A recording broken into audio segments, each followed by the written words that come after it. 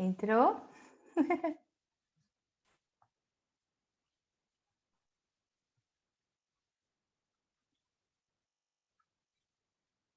Tá me ouvindo? Não. Sim. A Eli, eu não tô ouvindo. A mãe tá, tô te ouvindo.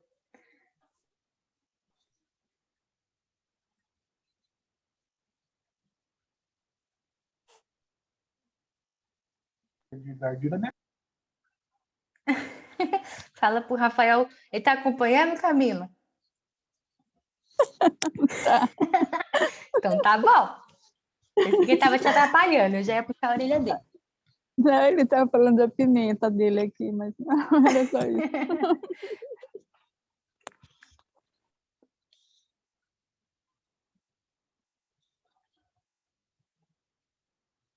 Esperar o pessoal entrar. Meu rosto. É. Importante é a gente ouvir. Com certeza. Todo mundo entrou? Eu acredito que sim. Falta só a Dai.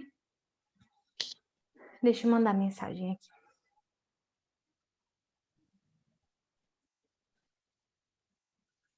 O Zildo saiu. Acho que ele não tá conseguindo conectar o áudio também. Agora eu tô te vendo.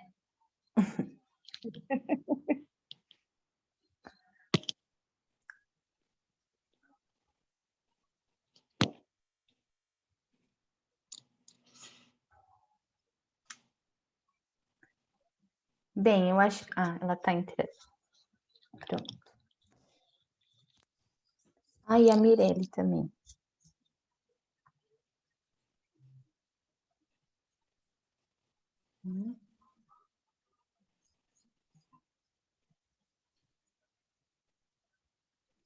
Deve ter caído conexão. Tá ouvindo a gente, Zildo?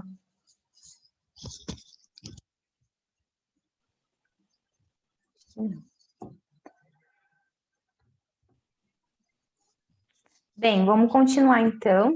Deixa eu compartilhar aqui. Quem for entrando, vai entrando, né?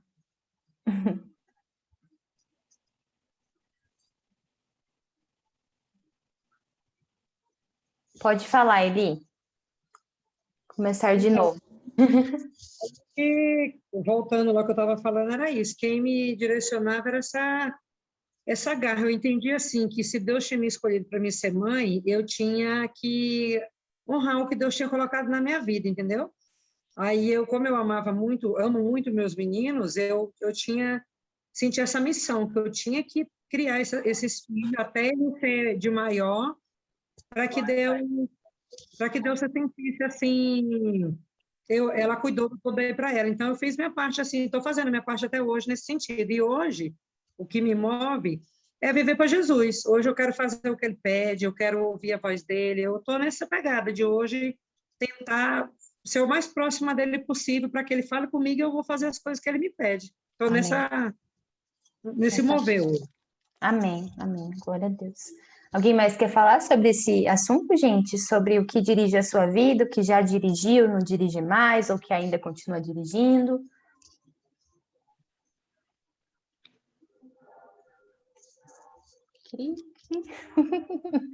Vou passar, tá? Se você sentir aí no seu coração, pode escrever no chat, que eu leio aqui, tá bom?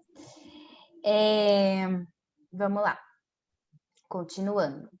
No dia 4, nós ouvimos, né, vocês? Criado para ser eterno, essa vida não é tudo o que temos, Então, vamos lá, nos dois primeiros. Nós somos seres eternos, nós não pertencemos a esse lugar, né?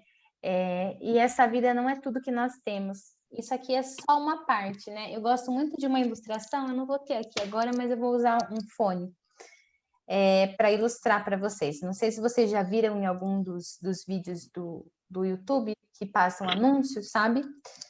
Mas tem um que é muito legal e eu gosto bastante, já usei ele no grupo de jovens uma vez quando eu trouxe a palavra eles.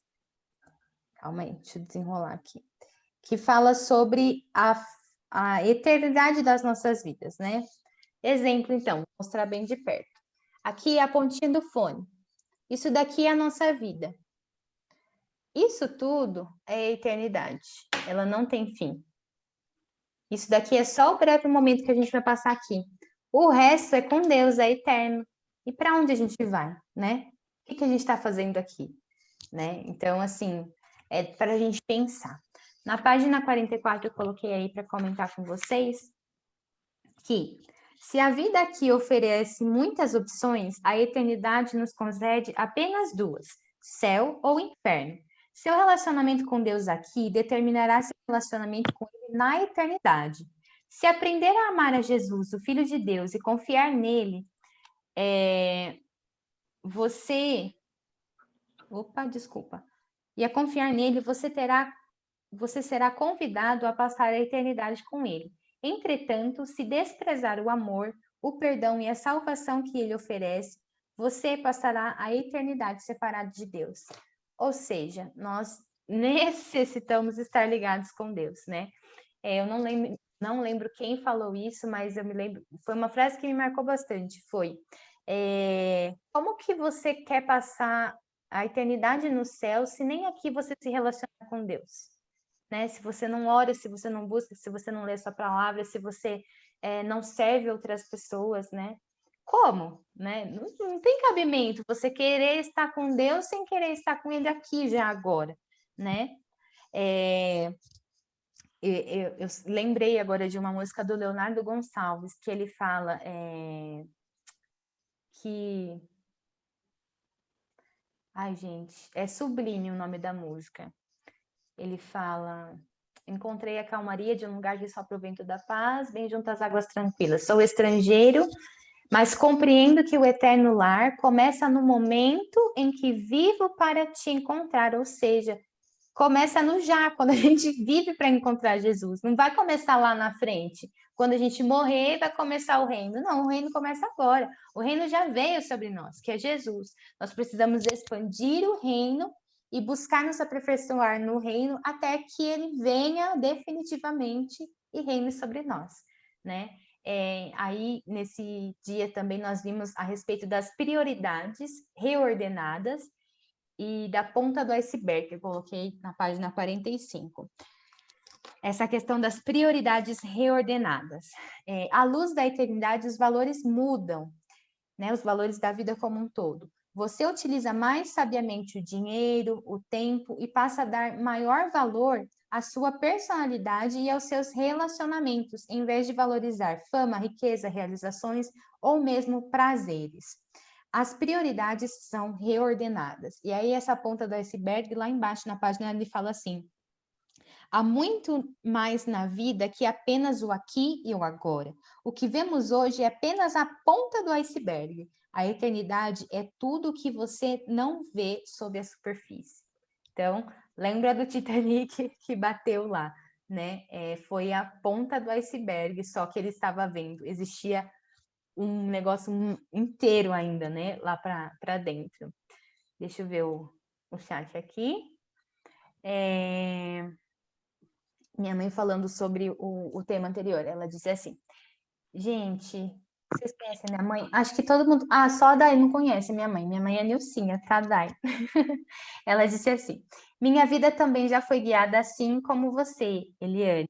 Cuidar e criar meus filhos até que fossem maiores de idade e responsáveis por eles mesmos. Eu disse para eles essa semana: se pego no pé deles é porque me preocupo em dar conta deles para Deus. Ela disse mesmo, gente, sou prova viva disso, tá? E é isso aí, gente. Quem mais? Na página 46 tem o C.S. Lewis. Eu já sabia, né? Teve gente aqui em casa que descobriu que o filme As Crônicas de Nárnia é dele, é do C.S. Lewis. Ele é um autor cristão.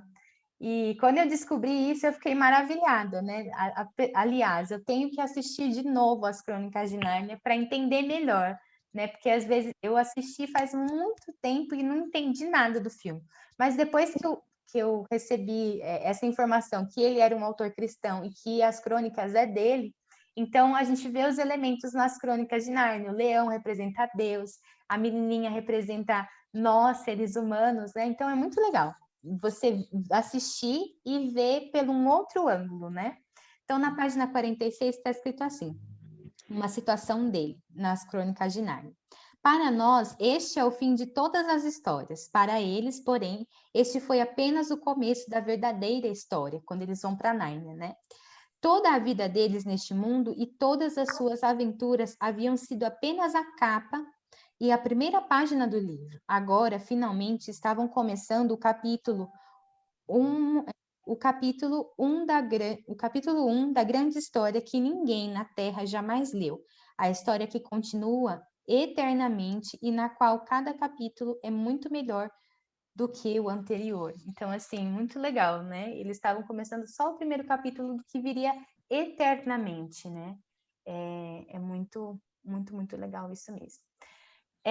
Nesse dia a gente também viu a respeito da morte ser a porta para a eternidade, ou seja, ela não é o fim, né? Nós temos várias analogias com relação à morte, né? Que ela é a porta para a eternidade, que ela é a estação que nos conduz para o céu. Tem vários nomes para a morte, né? E a gente deve encarar ela assim, tá? A gente não tem que ter medo da morte, porque ela realmente é a porta, ela nos abre a porta para a eternidade. E se nós estamos com Jesus, glória a Deus, nós sabemos para onde a gente vai. Só que se a gente não estiver com Jesus, a gente sabe também para onde que a gente vai. Então, por isso que a gente não deve... Não sei o que você quer, Thiago. Meu irmão, gente.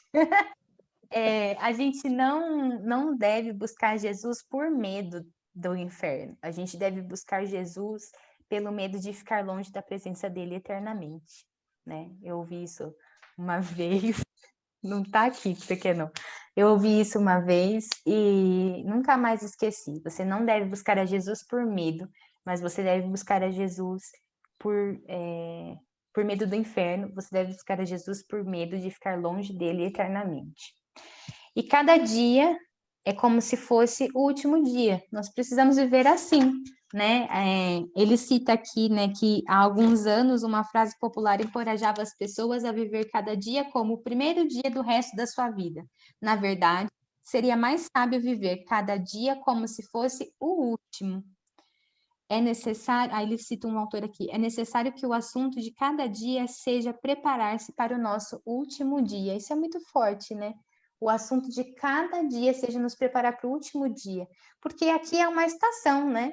É passageiro, né? Eu acredito não, creio e vai ser assim, vai ser muito melhor do que essa terra, gente. Nós vimos aqui, a gente vai ainda ver hoje que algumas coisas que Deus permite que a gente viva é para a gente não se distanciar dele, mas para a gente se aproximar dele, algumas dores, algumas aflições. Por quê? Porque a partir desse momento que a gente se aproxima, a gente está mais próximo, a gente busca ele, né? Porque a gente entende que só ele é a solução, né? Lado esquerdo da nossa telinha, há muito mais na vida que apenas o aqui e o agora. Versículo: este mundo está desaparecendo juntamente com tudo o que ele almeja. Mas se você faz a vontade de Deus, viverá para sempre. 1 João 2,17. E a pergunta desse dia foi: já que foi feito para ser eterno, qual é a única coisa que hoje devo parar de fazer e qual é a única coisa que devo começar a fazer? Eu respondi isso para minha família, eu não sei se foi isso, se foi esse, mas começar a viver para a glória de Deus. E viver para a glória de Deus não é fazer grandes coisas, é evidenciar Jesus nas mínimas coisas do nosso dia, nas mínimas coisas da nossa vida, a gente precisa revelar Jesus. Alguém quer comentar alguma coisa sobre esse capítulo, esse dia?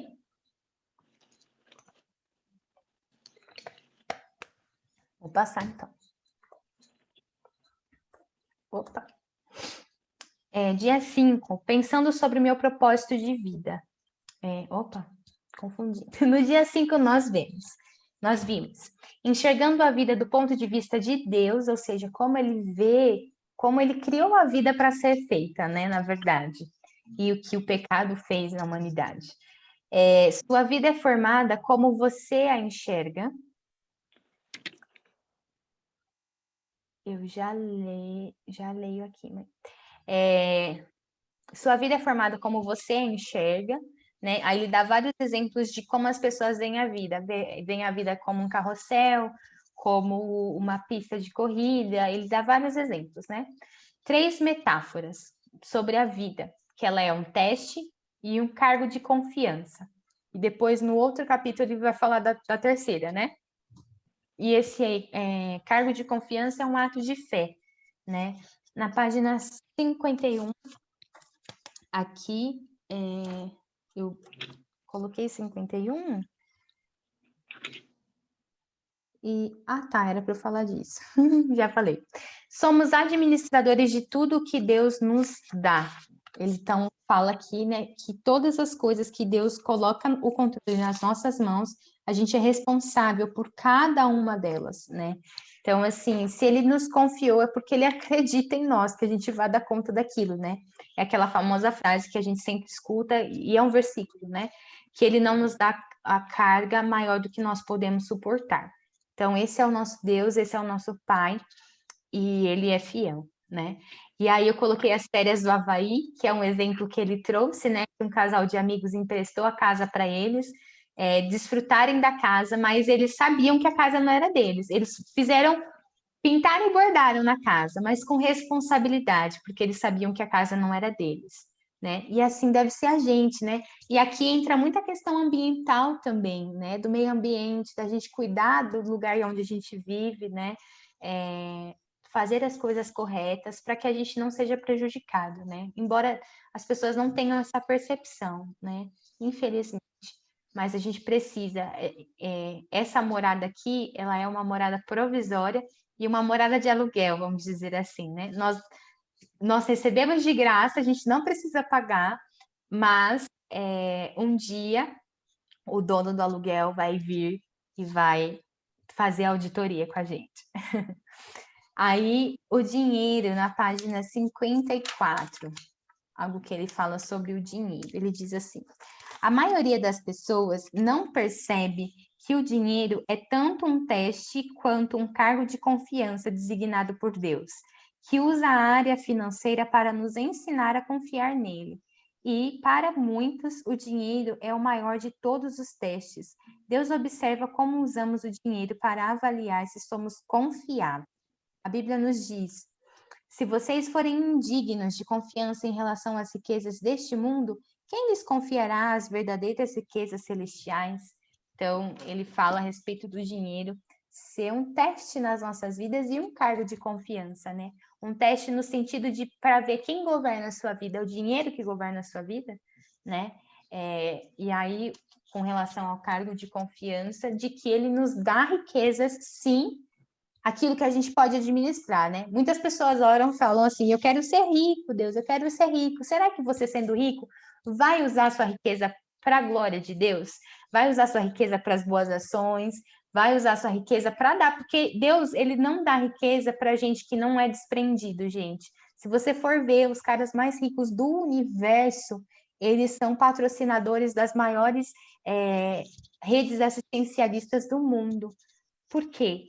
Eles entenderam, alguns conscientemente, outros não, mas que Deus deu a riqueza não é para concentrar neles, mas é para abençoar outras vidas também, né? Então, assim, é um cargo de confiança. E às vezes Deus não dá, não permite que a pessoa seja próspera na vida financeira, porque ele sabe que se ele der, a pessoa vai tornar total o pau da barraca. né? Então, assim, ele é muito prudente, ele sabe, ele nos conhece, né? Então, a próxima vez que você orar por prosperidade, fala, Deus, será que o Senhor pode confiar em mim, né? Vamos fazer um teste, Jesus. Deixa eu fazer um teste, ganhar um pouquinho a mais, né? E olha o que ele faz. Ele faz esse teste e vai ver se você for fiel lá, né? Se você estiver sendo fiel no pouco, com certeza você vai ser fiel no muito, né? E sobre o muito ele vai te colocar. Ele fala isso. Oi, mãe. Auditoria, ai que medo dessa palavra. Ui. É, muito medo. Aí, lá no dia 5, a vida é um teste e um cargo de confiança. Aí o versículo, quem é fiel nas coisas pequenas também será nas grandes, o que eu falei para vocês agora. Pergunta para meditar. O que aconteceu recentemente que agora percebo ter sido um teste de Deus? Quais as tarefas mais importantes que Deus me confiou? Teve alguma coisa aí na semana de vocês que vocês perceberam, poxa vida, foi um teste? E aí você pode falar, passei ou não passei. Pode compartilhar a fraqueza aqui com a gente. Ou a vitória, né? Vou ler um versículo aqui que a minha mãe colocou enquanto vocês pensam. Filipenses 1:21. Porque para mim o viver é Cristo e o morrer é lucro. Caso continue vivendo no corpo, terei fruto do meu trabalho e já não sei o que escolher. Estou pressionado dos dois lados. Desejo partir e estar com Cristo, o que é muito melhor. Quem fala isso é Paulo, né? E ele fica nessa vai e vem, porque ele sabe que viver com Cristo é muito melhor, né? Mas ele sabia que ele tinha uma missão aqui também. Alguém quer falar alguma coisa que aconteceu nessas semanas aí, que foi um teste? Que você percebeu? Vai ver se o pessoal vai falar. Não. Pode falar, ele vai saber se eles se empolgam, se inspiram. Tá. Não foi bem agora nessa semana do propósito, mas eu enxerguei na semana do propósito. Uhum. Eu enxerguei, sabe? Porque até o final do ano estava indo a mil maravilhas aqui em casa, estava tudo muito bem, obrigada, né? Tirando essa coisa de eu querer que meu filho vá para a igreja, então isso aí é uma coisa à parte. Mas aí eu comecei ano passado uma reforma aqui em casa, então assim a gente foi indo contramão de tudo que estava acontecendo. Estava uma pandemia e Deus estava dando recursos para a gente fazer a reforma aqui em casa. A gente trouxe pedreiro, ninguém estava entendendo nada do que estava acontecendo aqui em casa. A família estava toda, ué, o que está acontecendo? Está todo mundo na pandemia e eles estão construindo, eles estão reformando, beleza. Aí viajamos para o Maranhão, passamos férias, beleza. Quando nós chegamos, eu vou falar rápido para, né? Aí, quando a gente chegou no Maranhão, parece uma coisa, foi chegar e aconteceu. Então, eu sou cabeleireira, meu braço começou a doer, estava doendo desde setembro, só que piorou e vai e vem, vai e vem, vai e vem. Chegou o ponto de eu não poder atender ninguém no salão. Então, não podia atender ninguém no salão, porque a mão não deixava. Então, Deus me paralisou, literalmente, porque eu não podia cortar um cabelo, não podia fazer nada. Então, eu tive que avisar todo mundo que, por tempo indeterminado, eu não ia voltar a trabalhar. Beleza, então, o que aconteceu com minhas dívidas? Virou uma montanha, porque eu já vinha com as minhas dívidas, e daí, sem trabalho, como é que faz? Então, o que eu fiz? Eu parei para pensar, eu falei, e agora? Eu falei, tá bom, Deus é comigo, eu sei que Deus vai fazer. Aí, o meu marido tem a venda dele, tem as coisinhas dele, o comércio dele, que não é grande, é pequeno e tal, mas que demanda uma ajuda, demanda um cuidado, demanda muita coisa. E eu falei, quer saber, eu vou ajudar meu marido.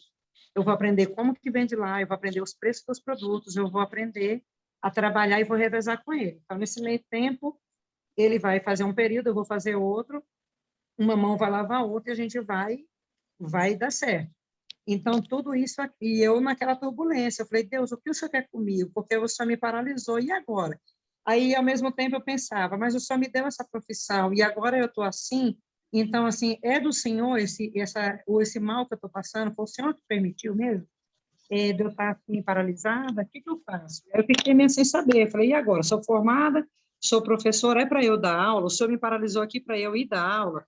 Então, fiquei aquele conflito ali, mês de janeiro, mês de fevereiro, fiquei muito, até o dia do nosso propósito, que a gente começou o nosso propósito. E daí, logo no começo, que eu estava bem ruim, em janeiro, recém-chegada das férias, o meu marido foi vender uma água e o meu marido também teve um problema no nervo ciático dele, inflamou o nervo ciático. Ou seja, eu doente da mão, meu marido doente da perna. E era muita dor, ele perdeu 9 quilos, a coisa foi feia. Aí descontrolou o diabetes dele, ele ficou muito mal. Então, eu precisava mais do que nunca ajudar ele, porque ele estava doente da perna, ele não podia dirigir, ele não podia pegar peso, eu não podia pegar peso por causa da mão, mas eu tive que pegar. E eu falei, Deus vai me sustentar, nós dois, um vai ajudando o outro.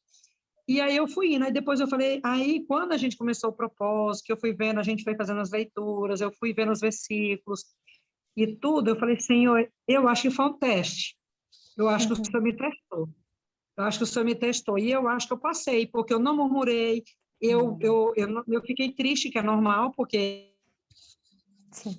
pela situação financeira, porque eu sabia que Deus ia resolver, mas pela questão física mesmo, porque quando você se depara com uma doença, você se limita, você não sabe o que você vai fazer, está doente da mão, e agora? Não depende de você, depende de quem?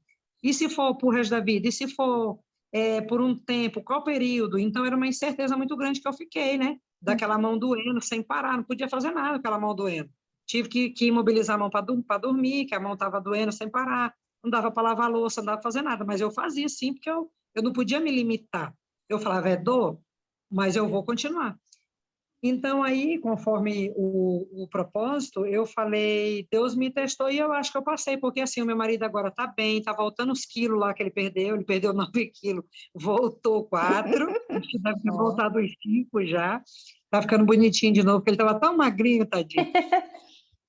A minha mão, eu dei um jeito, eu fui no ortopedista, Deus abençoou, eu orei muito pelo ortopedista, eu falei, Senhor, abençoa aquele médico, eu sei que ele vai dar um jeito, abaixo do Senhor é ele, então ajuda.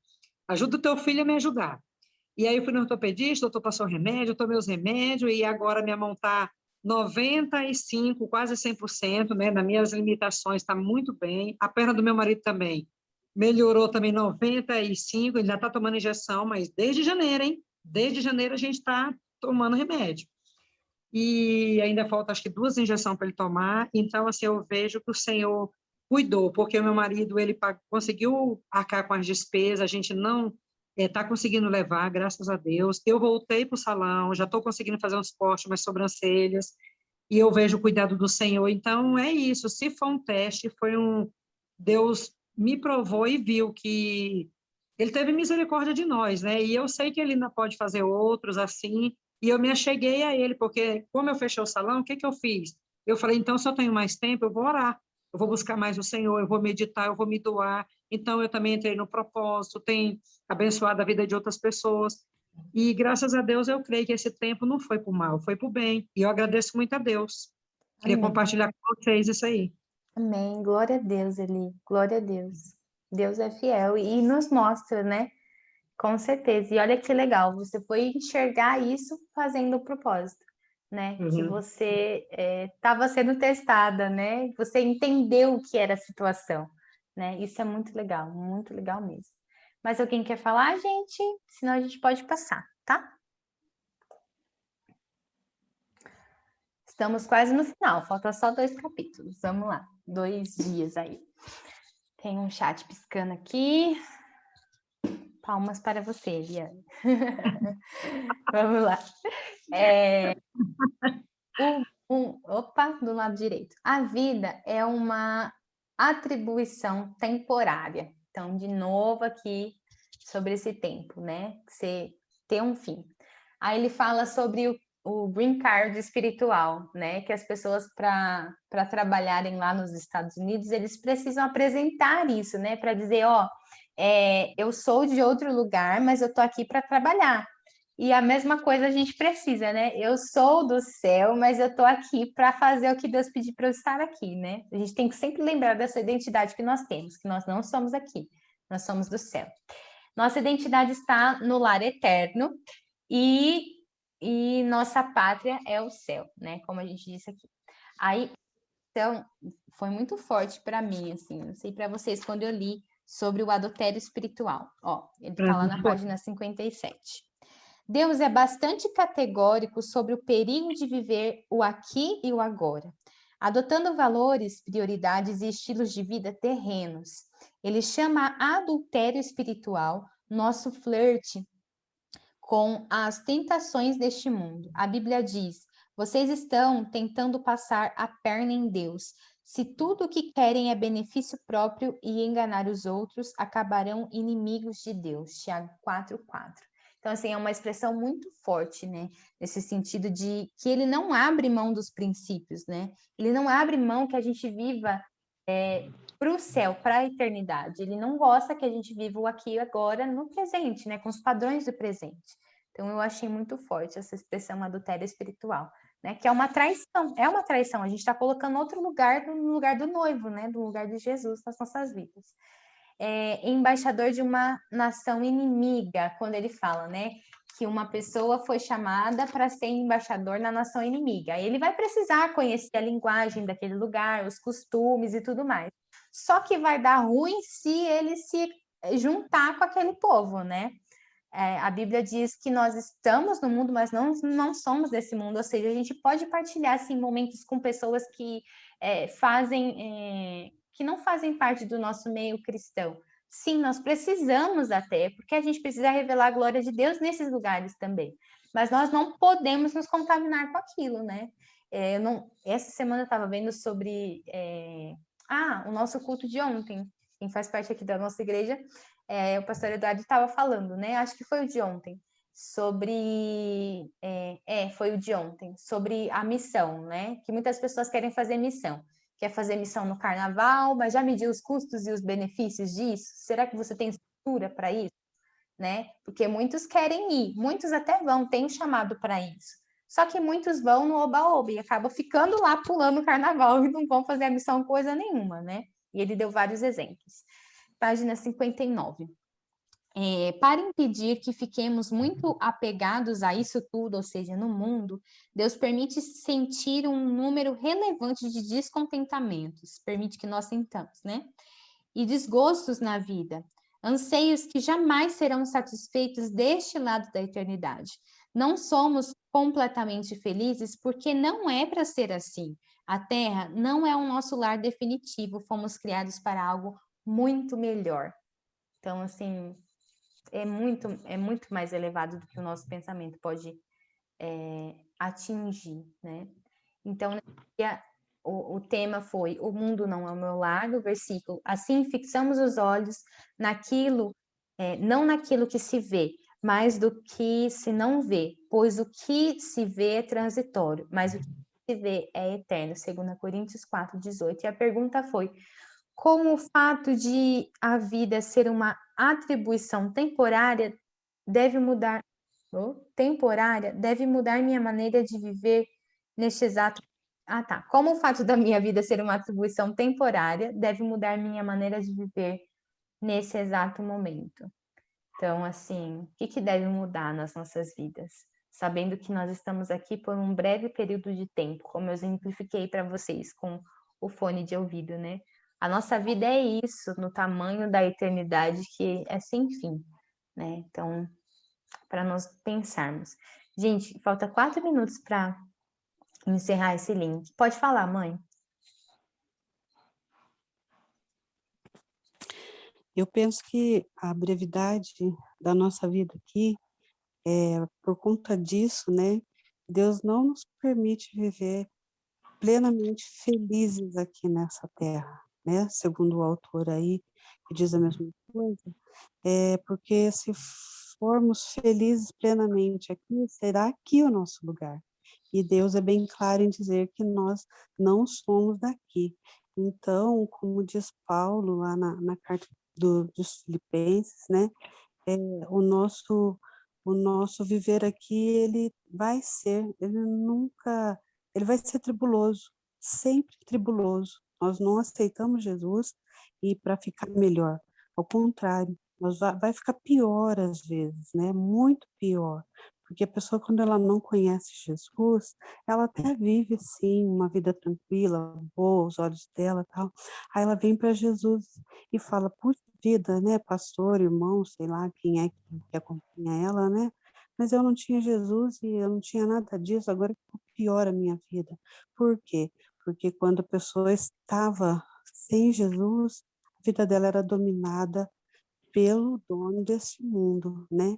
Então, uma vez que ela aceita Jesus, ela luta na contramão desse inimigo da nossa alma. Então, nós nunca seremos felizes plenamente aqui, porque aqui não é o nosso lugar. Amém. Isso aí, gente. Ótimo. Ó, como falta 2 minutos, eu já vou encerrar esse link e vou mandar outro, tá bom? Pra gente finalizar. Beijos e até daqui a alguns segundos.